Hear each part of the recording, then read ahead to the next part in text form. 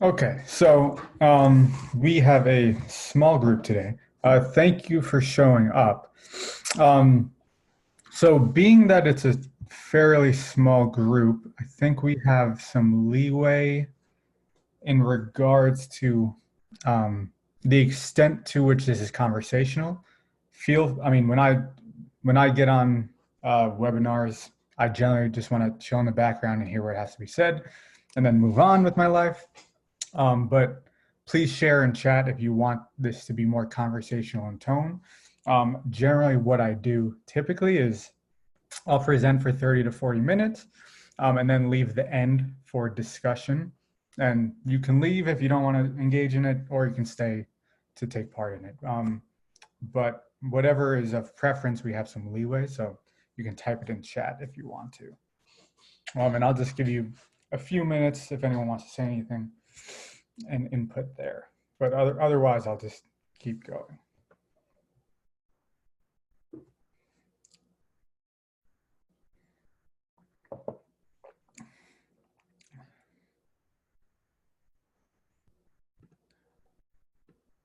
Okay, I will assume then I will just go on, and if anyone wants to jump in, feel free. Do not hesitate. Okay, so basically what I'm talking about today is the practice of aligning your values to your practice while teaching. And to be honest, I thought this would be a simpler conversation that it ended up being, or a simpler exploration that it ended up being. So I want to be transparent about what the process was and how I'm approaching the topic. So a lot of this is just based off my experience, both teaching and learning in the current educational system. You may have a totally different experience, and that is fine. And I'm very interested to hear about it if you have anything different to add. So that is just to say, what I say is not necessarily fact. It's just based off my experience and some narratives within discussing the current educational system. Secondly, I went into the creation of this webinar trying to be entirely value neutral, meaning I didn't want to put forth a certain set of values that I thought should be instilled. But the more I dove into the topic, the clearer it became that the current educational system already has a set of values that it puts forth. So as I began to explore that, what became clear, I guess my opinion became, well, there needs to be this opposite set of values that is more heavily focused on in the educational system. So that is where this webinar comes into play. So I just want to be clear that I will put forth different ways of teaching according to different sets of values, but mostly I'm going to be approaching it from a benevolent value standpoint. And also, it is not as simple to say we're in the classroom and we only teach one set of values, or we only promote one way of acting. You can promote multiple sets of values in our classroom, but particular values may take precedent in that ultimately. And as I went into this, as I said, I thought it would be a bit more clear cut than it ended up being. So a lot of this webinar is a curation of tools that I found and an exploration into what the problem may be, rather than a definitive how-to guide. So with that said, let's kind of get into it. So essentially the basis of this talk will be revolving around Schwarz theory of basic values, which I don't know if anyone's familiar with it. But essentially the idea is that he is a researcher and he went across the world and did some cross-cultural research and found that wherever you go, these 10 values will show up. The extent to which you value them, the extent to which you think one is important may differ according to where you are. but to some varying extent, you will find all of these values. And if you would like, you can go to yourmorals.org. And if you register, you can take all these morality quizzes, but this being one of them, and it will give you kind of a rank order of where your values lie. And that, I mean, I think that can be a good step for people to begin to think about what their values are and how to implement that in the classroom.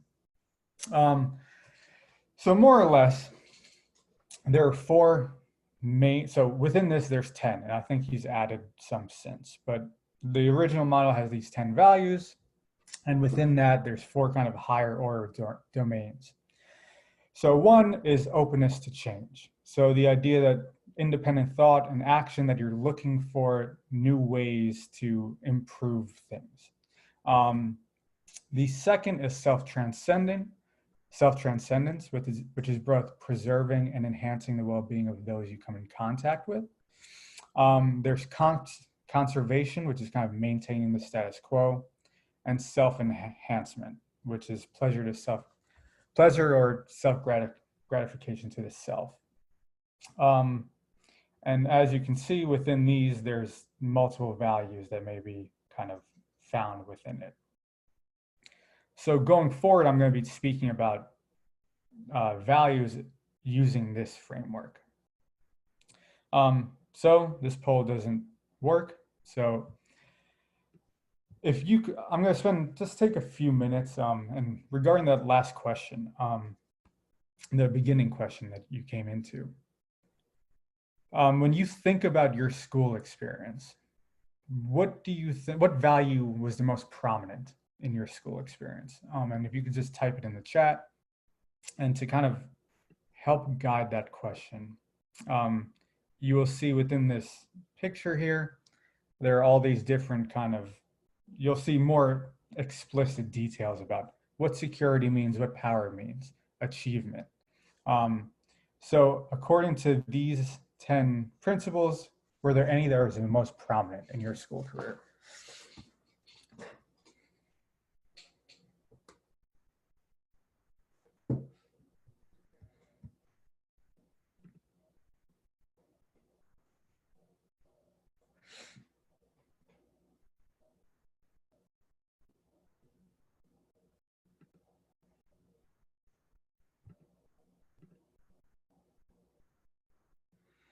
So I see achievement and self-direction, conformity and self-discipline.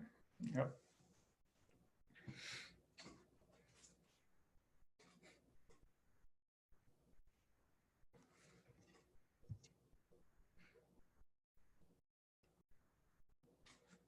Achievement.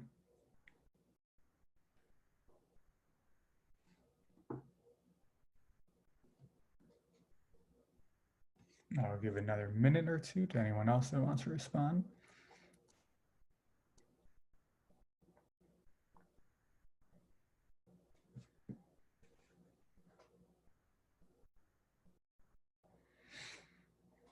Achievement and self-discipline.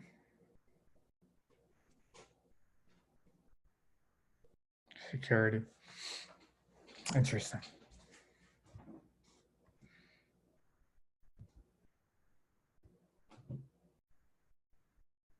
And if you could follow up, what are your thoughts? Oh, universalism. Okay, so what type of effect, and feel free to not respond, feel free to respond, I'll throw the question out, do whatever you will with it. What kind of effect does that have on children when that's kind of the main value put forth? And again, this is more of a question that I'm trying to explore as well, rather than anything I have an answer to. But it's worth thinking about, because I have the same takeaway from my experience in education. I think achievement, conformity were kind of the main things that stuck out in my mind.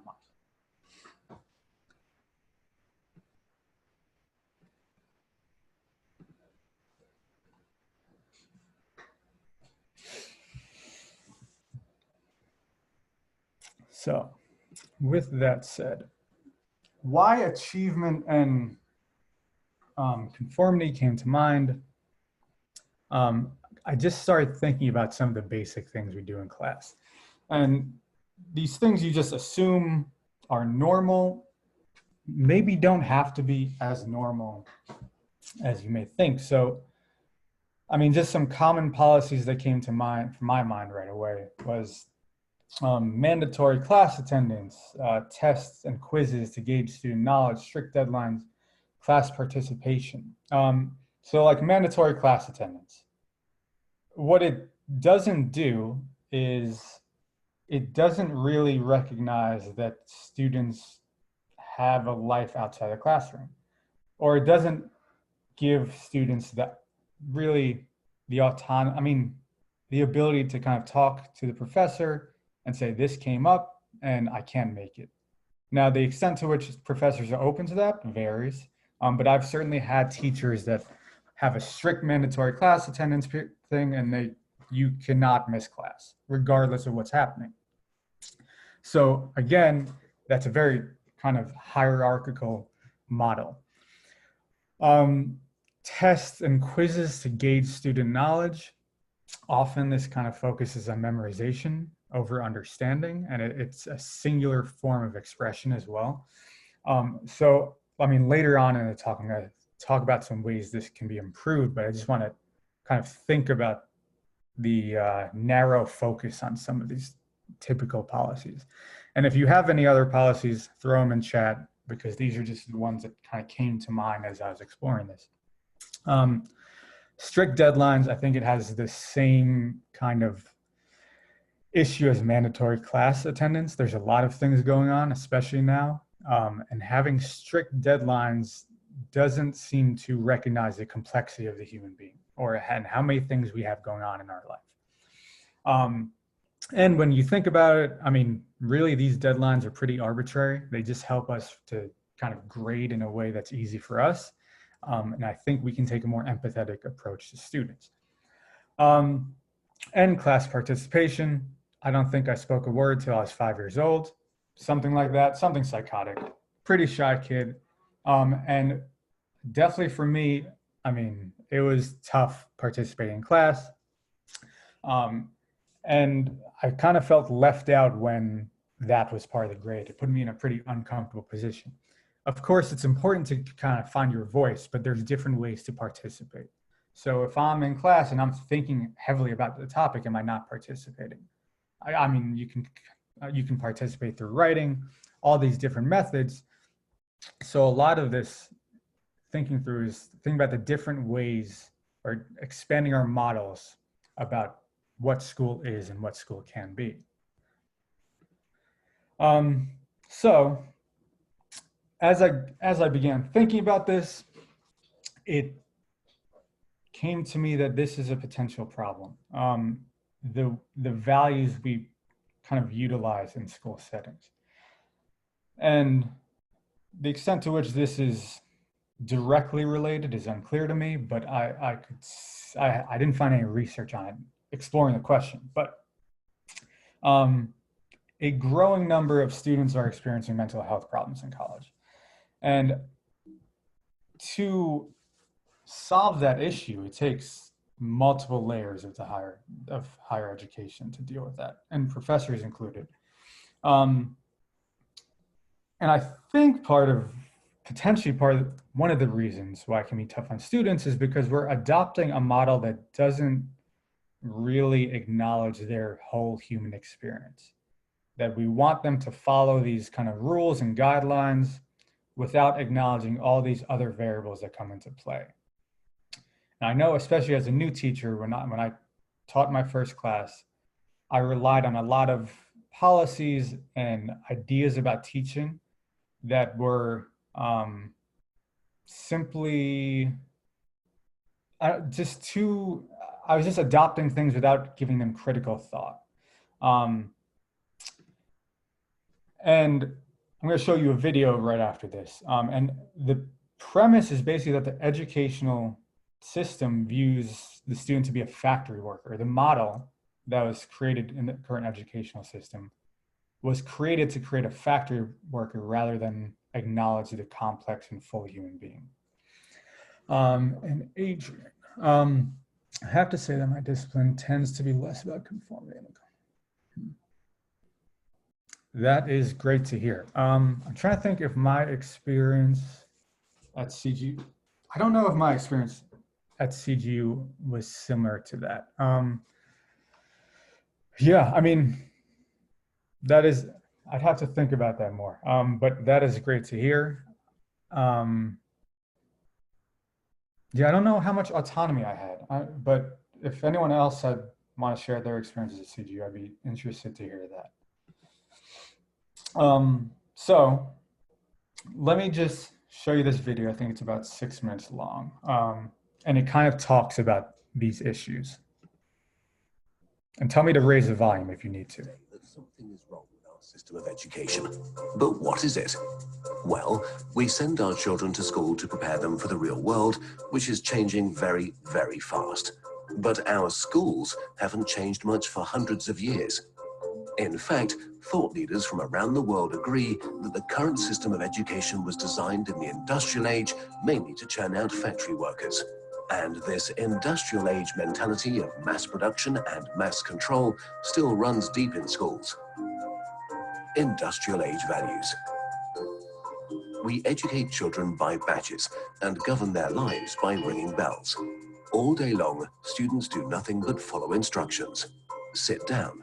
Take out your books. Turn to page 40. Solve problem number 3. Stop talking. At school, you're rewarded for doing exactly what you're told. These are industrial age values that were really important for factory workers. Their success depended on following instructions and doing exactly what they were told. But in today's world, how far can you get by simply following instructions? The modern world values people who can be creative, who can communicate their ideas and collaborate with others. But our children don't get a chance to develop such skills in a system that's based on industrial age values. Lack of autonomy and control. At school, our children experience a complete lack of autonomy and control. Every minute of a child's life is tightly controlled by the system. But in today's world, if you're doing important work, then you're managing your own time. You're making your own decisions regarding what to do and when to do it. But life at school looks very different. The system is sending a dangerous message to our children that they are not in charge of their own lives. They just have to follow whatever is laid down instead of taking charge and making the most of their lives. Experts believe autonomy is incredibly important for children. It's no wonder then that our children are bored and demotivated by school. Can you imagine how you would feel if you were told exactly what to do for every minute of your life? Inauthentic learning. Most of the learning that happens in schools today is not authentic because it relies on memorization and rote learning. The system defines a generic set of knowledge that all children must know. And then, every few months, we measure how much has been retained by administering exams.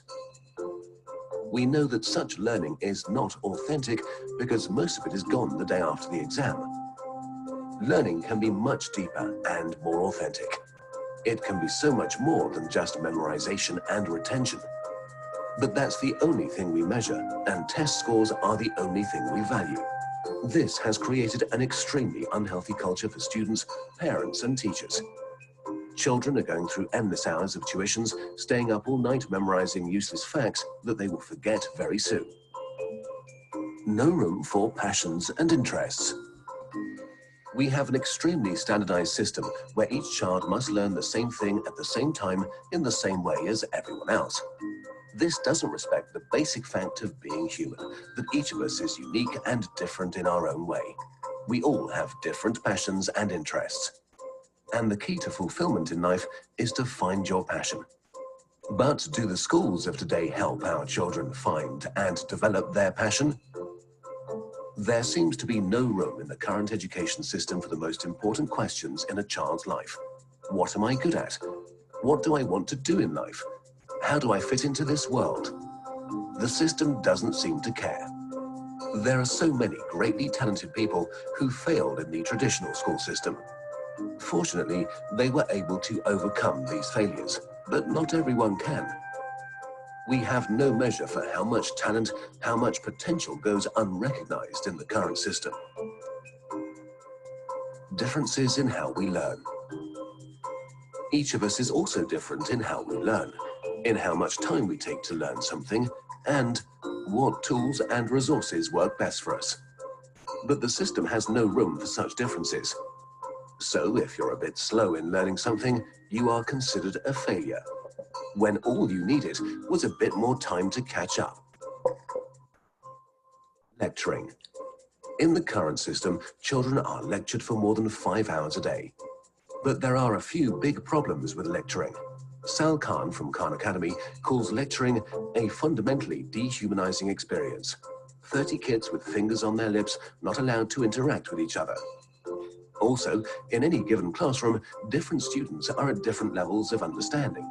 Now, whatever the teacher does, there are bound to be students who are either bored because they're ahead or confused because they're behind.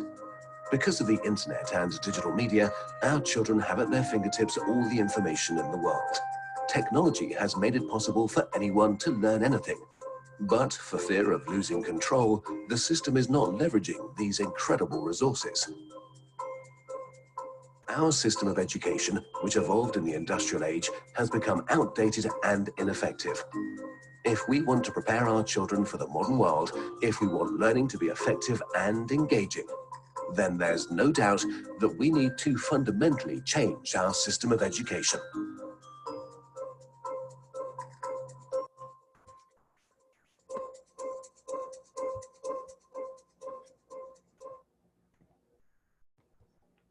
Okay, so give me 1 second to get back on screen. I vaguely, I like the video. I think it brings up some important points. I think it speaks in absolutes a bit too much. So I think there's a lot more freedom.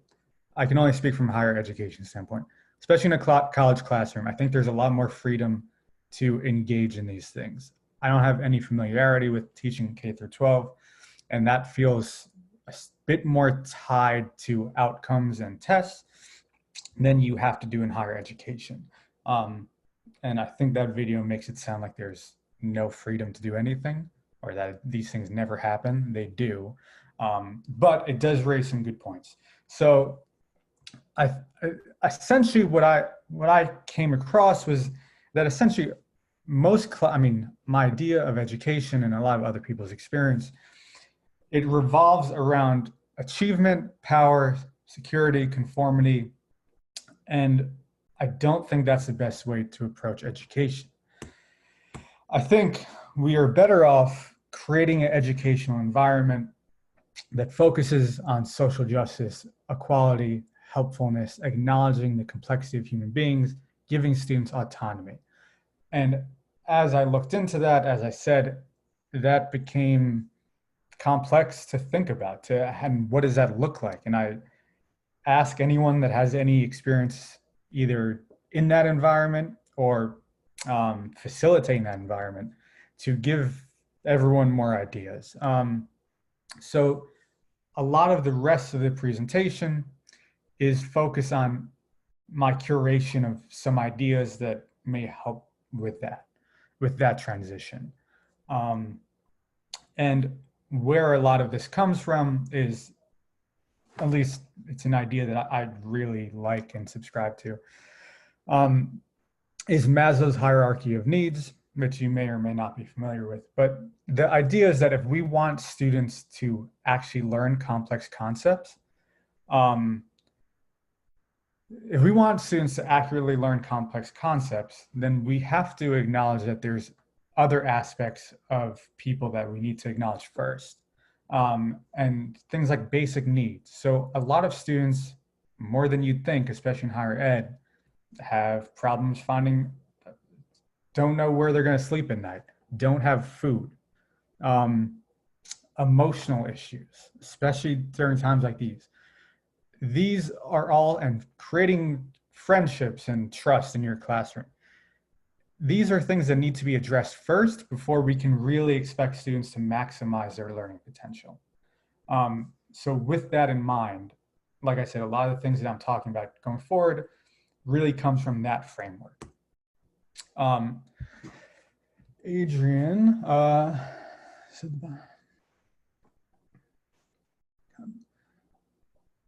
the video is accurate about the methodology, the bottom half of the pie. This is why one of my values is striving to make content relevant to students' real lives. To do that, you have to engage students as individuals, not with 100% agreed. And I think this is definitely easier in smaller classrooms for me, when you can really provide a lot of autonomy and work with students one-on-one to find out how you can really treat them as individuals. But I think that that is an incredibly important point. Okay, so just some of the things that I found. This was a dissertation I found that actually talked about taking Schwarz's values and creating them into actual teaching methodology.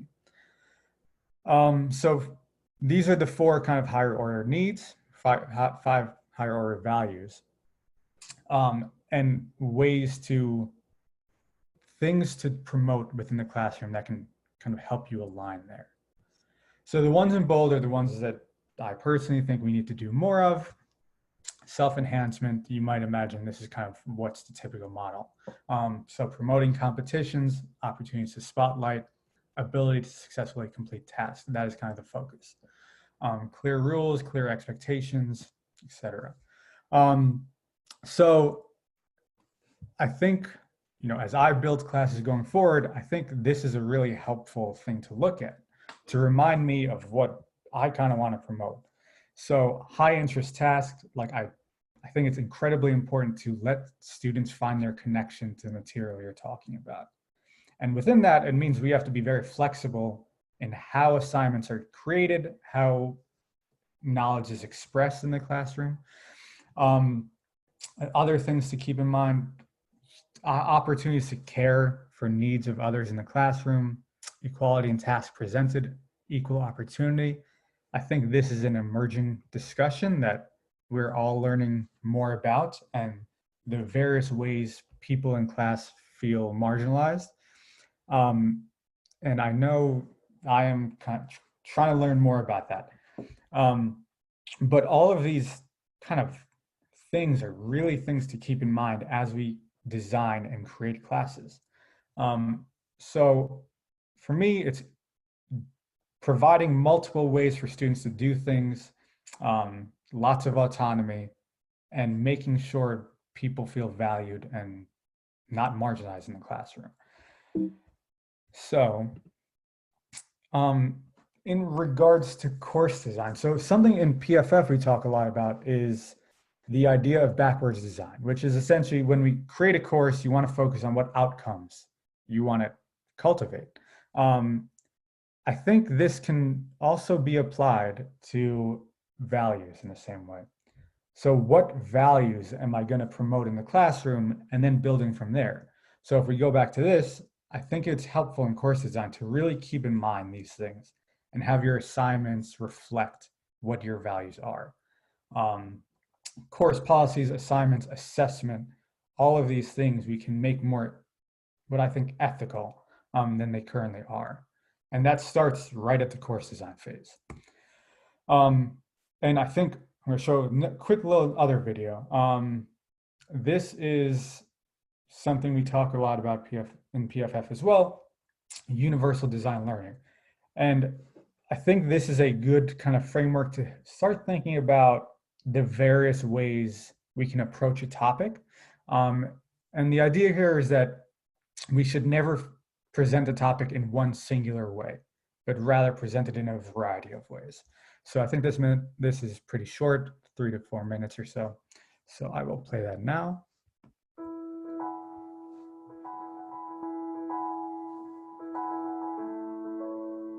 Imagine you went into a big clothes store, and all that was on sale was one type of outfit, in one size, with no thought given to different individual body shapes or personalities. That would be crazy, right? Expecting everyone to be able to fit into the same size and express themselves in the same color and style?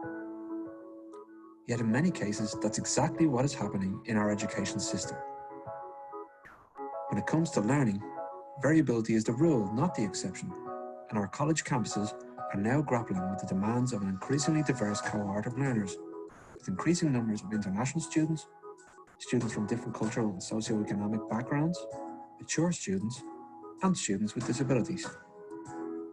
Despite this, curriculums are still designed for the mythical average learner, and all are expected to engage and learn on the same terms. Not enough flexibility is built in at the design stage to give all students equal opportunities to learn in ways that play to their own strengths. So, how can our institutions respond to these challenges? Enter Universal Design for Learning, or UDL for short. UDL is an educational framework that guides the design of learning goals, materials, methods, and assessments, as well as the policies surrounding these curricular elements, with the diversity of learners in mind. The framework was developed by US organization CAST and is based on research in the field of neuroscience. It promotes 3 core principles for educators to build into their teaching practice, calling on them to provide students with multiple means of engagement, representation, and action and expression. The framework includes a set of guidelines on how you can turn these principles into practice. For example, by fostering collaboration with the introduction of group work with clear goals, roles, and responsibilities. By using different types of media to support learning and ensuring that all materials are accessible. And by providing a choice of assessment instruments while maintaining robust learning outcomes. You are probably already including some UDL elements in your practice without realizing it, and there's much more to explore. So don't be afraid to let Universal Design for Learning give you a new lens through which to look at your teaching and learning practice and help you to better reach all of your students.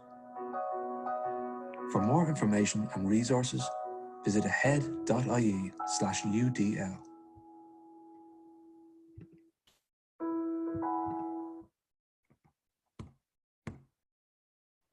So,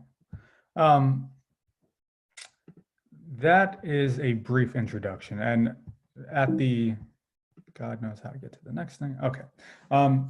So as mentioned in that video, UDL is just a focus on becoming more inclusive. So accounting for a wider variety of people and a wider array of learners. And this is just a screenshot from this website. And I have a link at the end of this presentation. And the PowerPoint will be available through PFF, and we can also send it to you. So if you go to this website, you'll see all of this, and you can hit on any of these kind of concepts, and it gives you a bigger introduction about what is being talked about.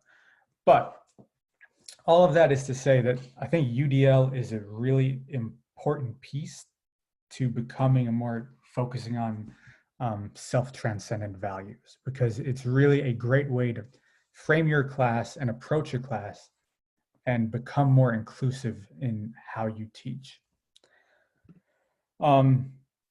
So this is, like I said, a lot of this is a curation of stuff I found, and it's been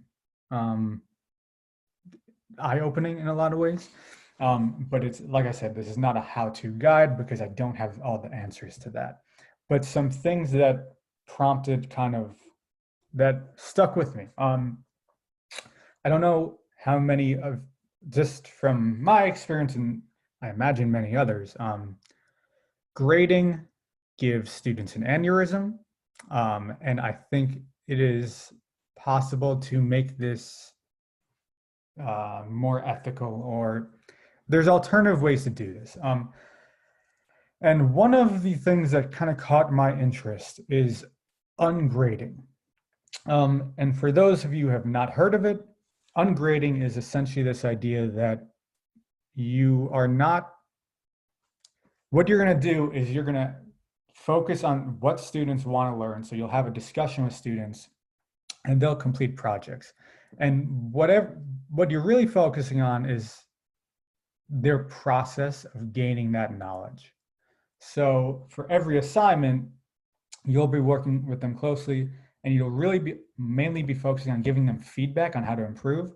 but they'll also be writing about what their process was to kind of create a better product. And the idea behind ungrading is that you're focusing on intrinsic motivation and metacognition. So creating someone that can learn on their own, and they don't have to worry about the grade. So for lots of classes, though, for lots of schools, when I've taught as well, you do have to give a grade at the end of the semester. So what a lot of teachers end up doing is they simply have a discussion with the student about what grade do you think you deserve? And they have a discussion. And from what I've read, it seems that teachers step in to raise people's grades rather than reduce them. And that seems to be especially true for females who seem to think they deserve less than the teacher does. So if you want to read more about that, there's a website here. Another thing I found was alternative approaches to deadlines and late work. So flexible deadlines, things like that. It is definitely something to think about as well. The UDL site that I mentioned is here as well. Another one that struck my interest a lot was co-creating your syllabus, your curriculum. So you kind of work with students one on 50, maybe, who knows. You work with the students to create what you're going to read about. So it becomes a very collaborative effort. And I think that is a very interesting approach. Another thing was the intersectional identities resource. This one kind of focuses on how a lot of time we don't acknowledge race or anything like that in our classrooms and the harm we actually may be doing by not acknowledging that context. And this resource kind of gives a very precise guide about what those consequences are and what the benefits are of actually acknowledging the contextual situation around students. And another thing that's being talked about a lot lately is critical race theory, which I am no expert in, but I'm learning about. And this is one of the main articles and that kind of discusses it. So if anyone has any questions about that, please let me know. I may be able to answer them. I may not be. But these resources will all be available to you. And I hope they are kind of helpful in helping you develop a more ethical classroom. So that is all I have to present. If you don't want to engage in discussion, totally fine. You're free to go. And this PowerPoint will be available to everyone within the next 24 hours, I believe, or I can just individually email it to you. But some kind of questions that came to my mind, other techniques to create a more ethical classroom, if you have any, I'd love to hear. What have you or other teachers done to assist students in becoming more comfortable in class? I think higher education versus K-12 is something potentially substantial in how to do this. And any other questions that may come to your mind. But if you want to engage, please do through chat or speaking up, totally up to you. And until then, I will kind of be hanging out.